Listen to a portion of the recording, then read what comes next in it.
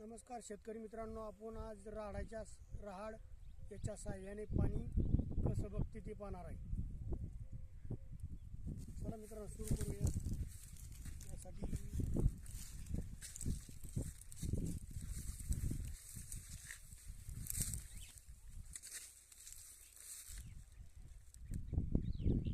इथे एक पाईप आहे मित्रांनो.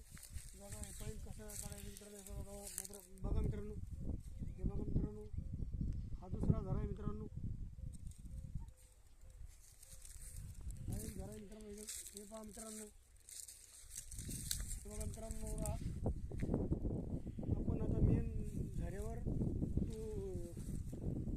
दोन्हीच्या ठिकाणी जाणार आहे मित्रांनो.